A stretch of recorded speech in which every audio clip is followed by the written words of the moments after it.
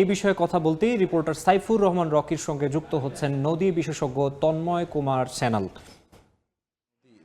দূষণের কারণে প্রায় মৃতপ্রায় অবস্থা কিন্তু বিরাজ করছে। আমরা এই বিষয়ে কথা বলার জন্য বেলার বিভাগীয় কার্যালয়ের সমন্বয়কারী এবং পাশাপাশি যিনি পরিবেশবিদ এবং নদী বিশ্লেষক হিসেবেও যিনি পরিচিত তন্ময় কুমার সেনাল আমাদের সঙ্গে আজকে যুক্ত হচ্ছেন। আমরা তার কাছ থেকে আসলে জানতে চাইব এই যে নদীগুলো আসলে দখল দূষণে বেহাল অবস্থা, এখান থেকে আসলে উত্তরণের উপায় কী? দেখুন, আমাদের উত্তর পশ্চিম অঞ্চল, বিশেষত রাজশাহী এবং রংপুর বিভাগ, এটাকে উত্তর পশ্চিম অঞ্চল বোঝায়। এখানে যে নদীগুলো আছে তার মধ্যে আন্তঃসীমান্ত বেশ কয়েকটি নদী আছে। আন্তঃসীমান্ত নদীর মধ্যে উল্লেখযোগ্য কয়েকটি নদী হচ্ছে আমাদের গঙ্গা, মহানন্দা, তিস্তা এবং ব্রহ্মপুত্র, যেটা পরবর্তীতে আবার নতুন নাম ধারণ করেছে প্রত্যেকটি নদী। এই যে আন্তঃসীমান্ত চারটা বড় বড় নদী, এই নদীগুলোতে আসলে আপে পানি নাই। আপে পানির স্বল্পতার কারণে আমরা ডাউনেও পানি কম পাচ্ছি।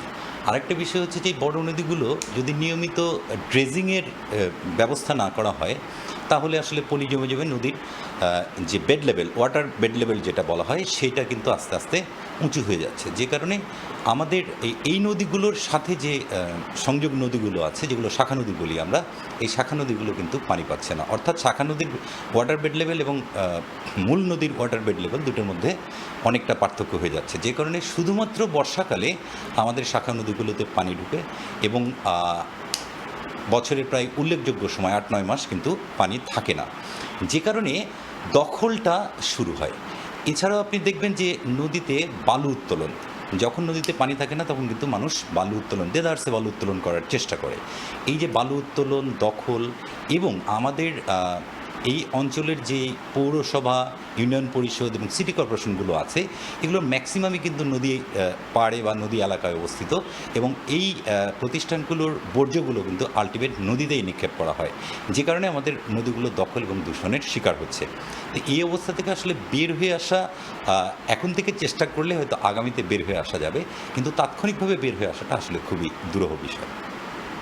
আচ্ছা, আমরা এমনিতে পানি উন্নয়ন বোর্ডকে বলতে শুনি যে এই কাজ শুরু হচ্ছে, এই কাজ শুরু হবে। যেমন আমরা সম্প্রতি যে রিপোর্টটি করেছি সেখানেও কিন্তু পানি উন্নয়ন বোর্ড বলছে যে এখানে প্রথমে তারা বার্নয় যে নদী আছে, পরবর্তীতে বড়াল যে নদী আছে রাজশাহীর, সেই নদীগুলো পর্যায়ক্রমে পুনরুদ্ধারের কাজ শুরু করবে।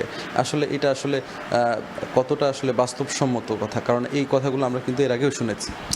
দেখেন, আমরা যদি বড়াল নদীর কথাই বলি, বড়াল নদী রাজশাহীর চারঘাটে আপনারা জানেন যে পদ্মা নদী থেকে এইটা শাখা নদী হিসেবে বের হয়ে গেছে এবং পরবর্তীতে সিরাজগঞ্জের ঘোড়াসাগর হয়ে যমুনা নদীতে পতিত হয়েছে। এই মাঝপথে সে ২২০ কিলোমিটার নদীটা দৈর্ঘ্য অতিক্রম করেছে। এই ২২০ কিলোমিটার নদী যদি আপনি সরজমিন দেখেন তাহলে দেখবেন যে এই নদীর উপর অনেকগুলো স্থাপনা আছে। অনেকগুলো স্থাপনা বলতে যে একটা সময় পানি উন্নয়ন বোর্ড বন্যা নিয়ন্ত্রণের জন্যে যে অবকাঠামোগুলো করেছিল, সেই অবকাঠামোগুলো এখন অকেজো হয়ে গেছে এবং অপ্রয়োজনীয় হয়ে গেছে। তো সেগুলো চাইলেই পানি উন্নয়ন বোর্ড কিন্তু সরিয়ে ফেলতে পারে না। তার জন্য এই বড়াল নদীকে যদি আমি সম্পূর্ণ দখল দূষণ মুক্ত করে আবার পানি প্রবাহ নিশ্চিত করতে যাই, তাহলে একটা বড় ধরনের কর্মযোগ্য এখানে আছে। যে কারণে আবার এমনটাও যে একটা নদী চলে গেছে প্রায় 5টা জেলার উপর দিয়ে। এই পানি উন্নয়ন বোর্ডের শুধু রাজশাহী জেলাকে দেখলেই হবে না, পাশাপাশি নাটোর, পাবনা, সিরাজগঞ্জ, এই জেলাগুলোকেও দেখতে হবে। এই সবগুলো জেলার পানি উন্নয়ন বোর্ড যদি একসাথে মিলে একটা পরিকল্পনা তৈরি করে এবং একসাথে কাজ শুরু করে, তখন হয়তো কাজটা দ্রুত গতিতে আগানো সম্ভব। কিন্তু ধন্যবাদ দাদা আমাদের সঙ্গে এতক্ষণ যুক্ত হওয়ার জন্য। আপনারা শুনছিলেন যে আসলে সরকার যদি কার্যকর আসলে পদক্ষেপ নেয় তাহলে এখনও যে নদীগুলো মৃতপ্রায় সেগুলোকে আসলে পুনরুজ্জীবিত করা সম্ভব, এমনটাই আসলে বলছিলেন তন্ময়দা। এই ছিল আমাদের কাছে রাজশাহী থেকে সর্বশেষ। নদীর দখল দূষণের প্রভাব এবং সংকট সমাধানের সম্ভাব্য যে উপায় সে নিয়ে আলোচনা শুনছিলেন। রাজশাহী থেকে আমাদের সঙ্গে আমাদের রিপোর্টার সাইফুর রহমান রকি যুক্ত হয়েছিলেন।